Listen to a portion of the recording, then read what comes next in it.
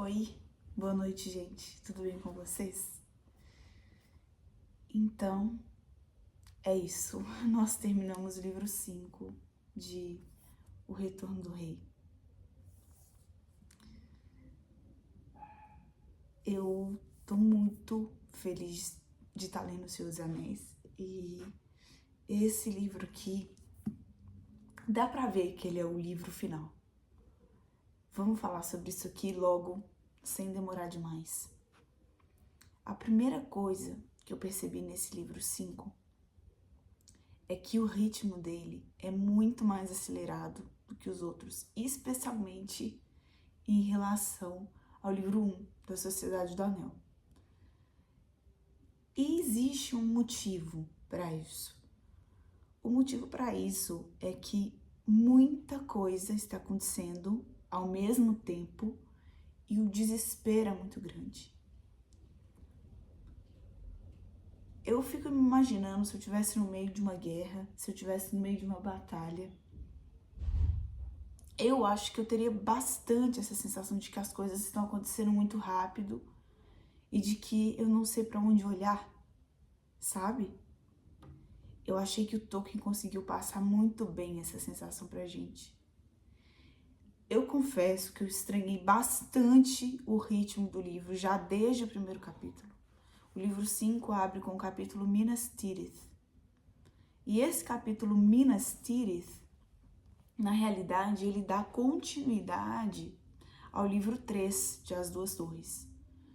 Porque o livro 3 termina com Gandalf e o Pippin indo em direção a Gondor, em Minas Tirith. E o livro 5 aqui do Retorno do Rei, ele volta para esse momento na história. Porque no livro 4 de As Duas Torres, a gente vai acompanhar o tempo todo Sam e Frodo. Nesse livro 5, semelhante ao livro 3 de As Duas Torres, também não tem Sam e Frodo. Não tem. No livro 4, nós terminamos As Duas Torres com o Sam, assim, e o Frodo numa situação muito periclitante. Porque o Frodo foi capturado pelos orcs no livro 4 e o Sam tá ali numa situação, a porta foi fechada e vamos ver o que vai acontecer. Só que a gente só vai ver o que vai acontecer agora, na entrada do livro 6. Na entrada do livro 6, que eu ainda não li. Eu li só o livro 5 por enquanto. Este livro 5, semelhantemente ao livro 3, ele tem mais de uma história entremeada. Porque no livro 3 a gente tem, de um lado, Gimli, Legolas e Aragorn, e de outro lado, Pippin e Merry, que acabam ali se encontrando com os Ents, etc., como a gente já viu no livro passado. Aqui no livro 3, a gente também tem mais histórias entremeadas. Só que em determinados momentos chegam a ter até 3 arcos separados. O arco em que Aragorn está indo com Legolas e Gimli, os filhos de Elrond e outros Dúnedain para as Sendas dos Mortos, e se separam dos Rohirrim lá no Forte da Trombeta, se eu não estou me enganado, ou no Fano da Colina, não estou me lembrando aqui. Como esse livro aqui ele é muito acelerado, a gente acaba tendo que prestar muita atenção aos detalhes. Pra vocês verem, eu nem me lembro mais se era o Fano da Colina ou o Forte da Trombeta. Eu acho que foi o Forte da Trombeta, que foi onde o Aragorn olhou a Palantir. Enfim, o que eu quero dizer é que tem muitos arcos entremeados. Vai ter o arco também do Pippin e do Gandalf lá em Minas Tirith, certo? E também o arco dos Rohirrim, que para mim é o grande destaque desse livro 5. Esse arco dos Rohirrim. Provavelmente eu vou me emocionar nesse vídeo falando disso.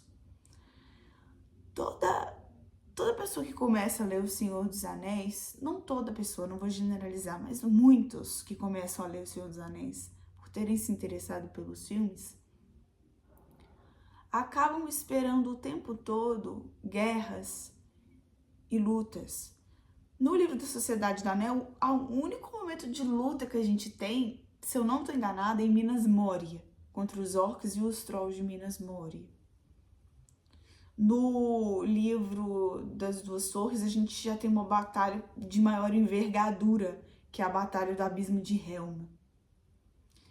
E aqui a gente vai encontrar momentos heróicos e muito épicos, que eu acho que é o que muitas pessoas querem ver já logo no início, mas que elas não estão preparadas para ver. Porque a jornada só toma essa proporção épica que ela toma aqui em relação à sua grandiosidade, justamente por causa da história anterior que a gente já leu. E eu fico impressionada, eu fiquei absolutamente embasbacada nesse livro 5, que se o Senhor dos Anéis contasse a história de homens apenas com outro título que não fosse o Senhor dos Anéis, sem anel, sem hobbits, como uma história de batalha de homens contra seres das trevas que quisessem dominar, já seria uma baita história.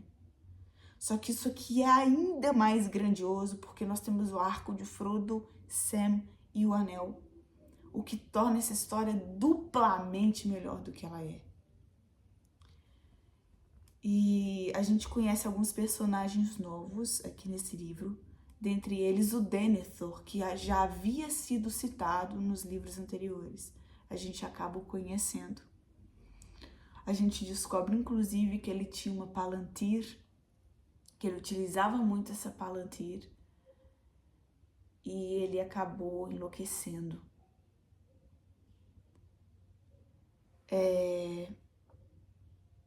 E durante esse tempo, a Pedra Vigia, a Palantir, que foi dada ao Aragorn pelo Gandalf, depois que o Grima joga da torre, o Aragorn, descumprindo sua promessa a Gandalf, ele acaba olhando a Palantir, mas com o objetivo de que o inimigo pudesse criar um ataque temerário a Gondor. E isso acontece. E o tempo todo, durante os primeiros capítulos, a gente vê que uma batalha tá para estourar, tá na iminência de estourar. As pessoas estão aguardando isso com muita angústia no coração. Pippin conhece um personagem muito de uma simplicidade, de uma coragem tão grande, que é o Beregond. E eu me emocionei muito porque no último capítulo desse livro aqui, eu não sei se ele vai morrer ou se ele vai sobreviver, porque ele foi derrubado por um orc. Por um orc não, por um troll, desculpa. A gente conhece também o filho do Beregond, que é uma criança de 10 anos. E na iminência de estourar essa batalha, outros povos vão ajudar Minas Tirith. O Imhail, que é o rei de Dol Amroth, e os Rohirrim. Eu quero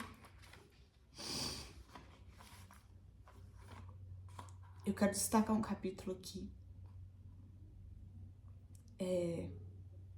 Primeiro deles, o Cerco de Gondor, que é o capítulo 4.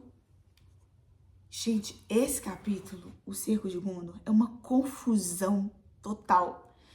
E eu acho que para esse capítulo ser bom como ele foi necessário um ritmo bem mais acelerado que o dos 2 primeiros livros, como eu mencionei. Nesse livro, o Cerco de Gondor, os orcs, os seres de Mordor, estão se aproximando. E o que acontece é uma loucura, porque eles estão esperando os Rohirrim chegarem, porque eles foram convocados e aceitaram defender Minas Tirith.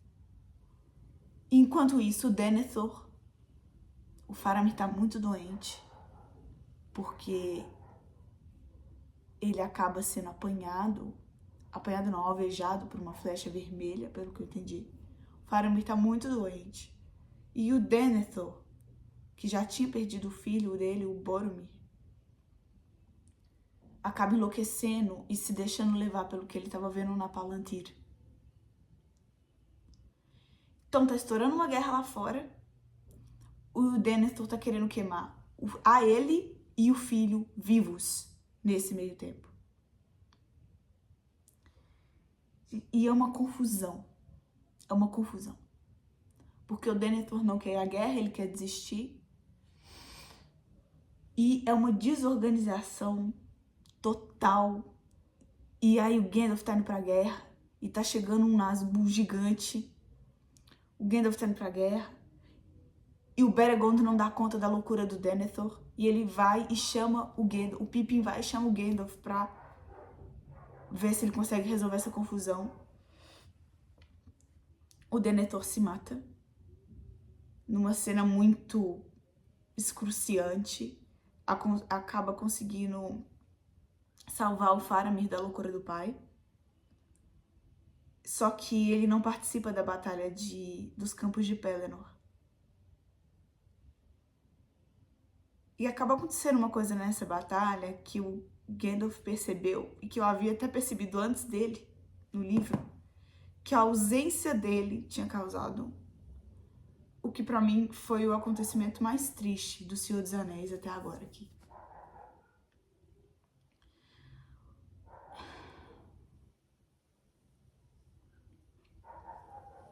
O capítulo da cavalgada dos Rohirrim descreve a coragem dos guerreiros de Rohan e principalmente do rei Theoden. Ai, acabei dando uma pausa aqui.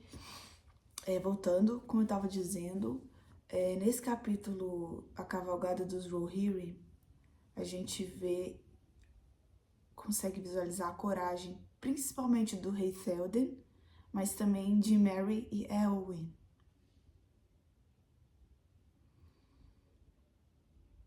O rei Theoden, como um bom guerreiro de Rohan, como um Rohirrim, ele sente a velhice, ele sente o peso da velhice. E mesmo assim reúne uma coragem imensa e lidera os Rohirrim para a batalha, estando na linha de frente. Ele acaba sendo tombado com uma morte muito emocionante e com um funeral digno de um rei corajoso que ele foi. E Éowyn acaba decepando a cabeça da besta alada que levava o Nazgûl Rei. O Nazgûl Rei e a sua hoste, que foram para a Batalha dos Campos de Pelennor, é a mesma hoste que a gente vê saindo lá do livro 4 de As Duas Torres, quando Sam, Frodo e Sméagol estão entrando lá em Minas Morgul. E o Nazgûl até dá uma parada assim, né? Porque ele sente a presença do anel ali perto. E a Batalha dos Campos de Pelennor, graças à sapiência de Aragorn, a coragem dos Rohirrim e a coragem também dos guerreiros de Gondor, essa batalha foi vencida.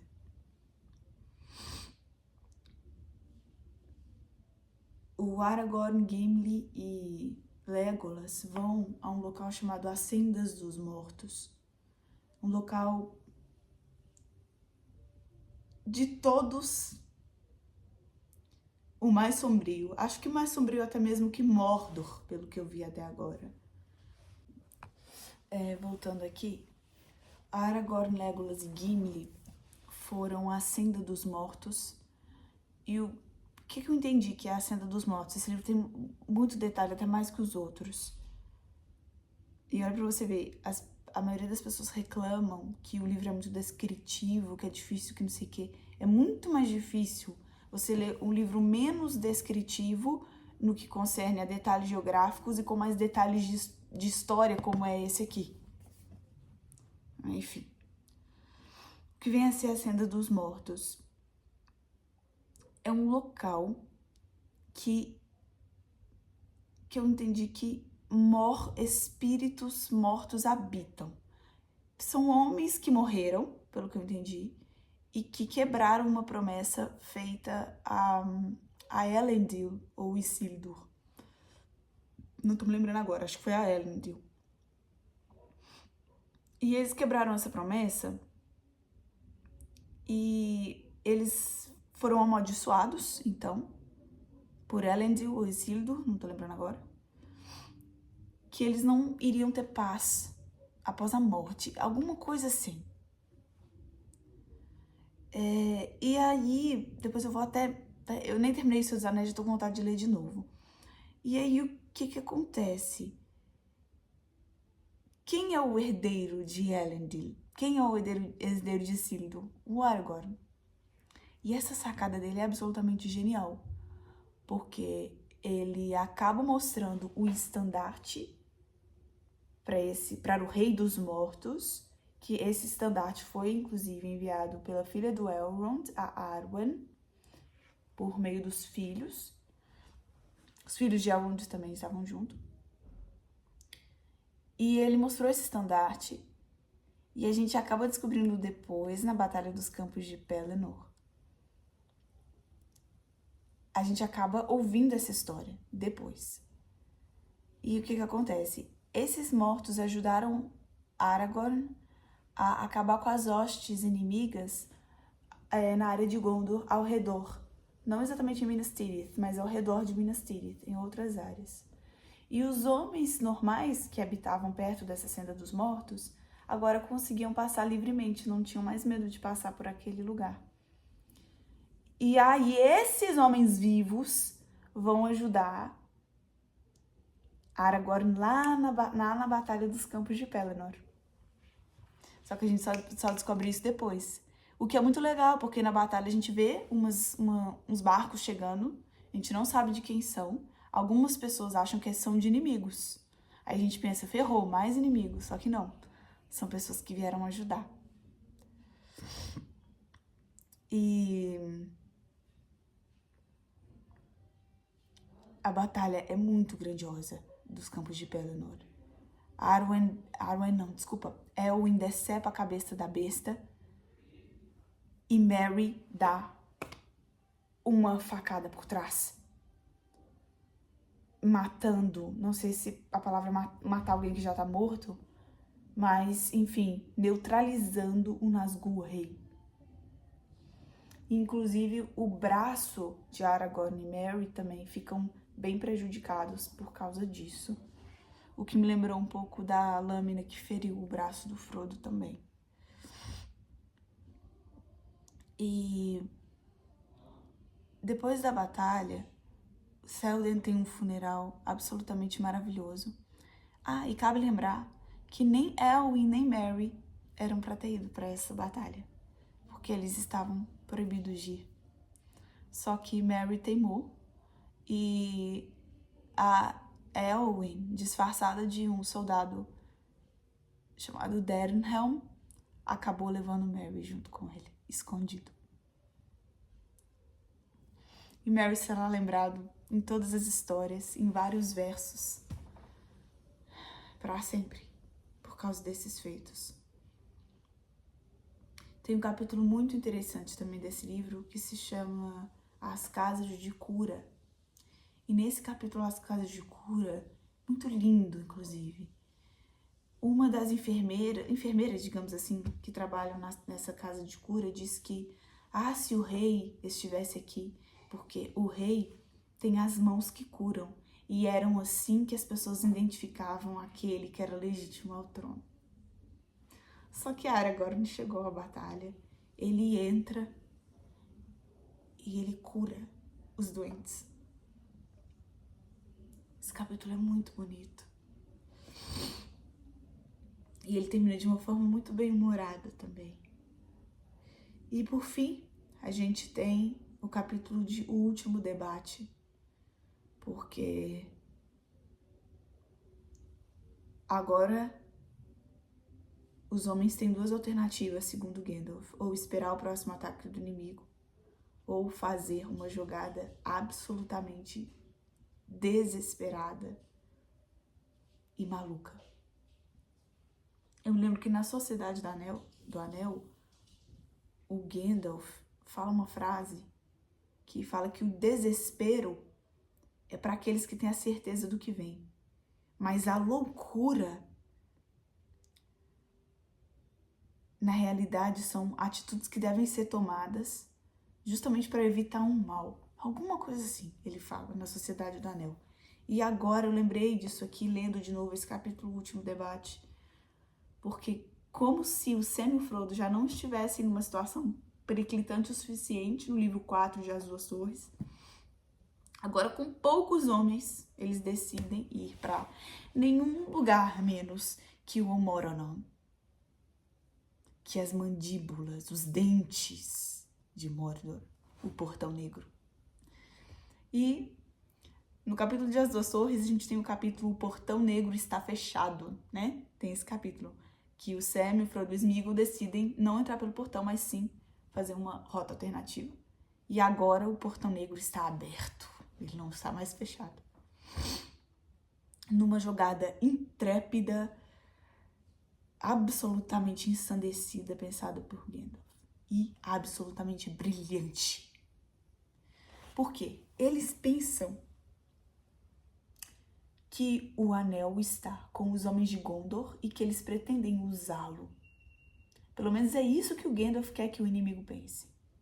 E, inclusive, o ataque na batalha no Abismo de Helm também aconteceu por Sauron pensar que o anel pudesse estar nas mãos de Théoden, já que os hobbits, os dois, não chegaram nem a Isengard, nem a Barad-dûr, naquela confusão toda de As Duas Torres. Então, todas as batalhas perdidas que até agora pelo inimigo é justamente por ataques temerários, por ele não saber onde está o anel. E com essa jogada da Palantir, do Aragorn, que ele acabou olhando no Forte da Trombeta, a Palantir, mais essa ideia de que o rei está retornando, né? Após ele ter se mostrado para o Sauron por meio da Palantir, mostrado a espada, a ideia é fazer com que o inimigo pense que esse ataque tão desesperado, na realidade, seria uma loucura tão grande que nem Gandalf pensaria nisso, mas sim que eles teriam que ter o anel. E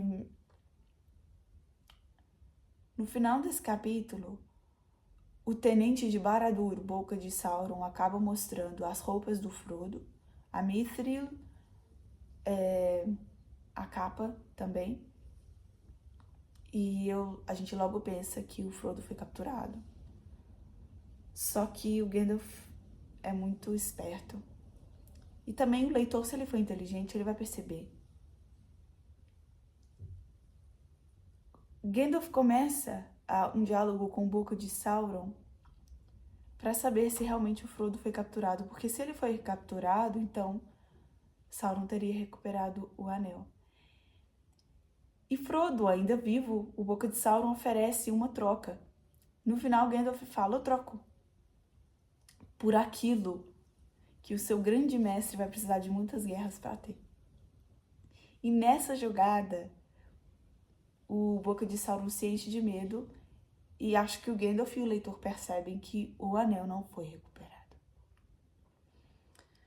E esse livro também termina numa situação periclitante, também com o livro 4, porque as hostes inteiras do inimigo estão em cima de poucos homens. Poucos homens que foram enviados aos portões de Mordor. E é aí que nós paramos. Sam e Frodo estão em Cirith Ungol, na torre. Frodo capturado, Sam atrás dele. E agora todas as hostes de Mordor em cima de poucos homens. É isso.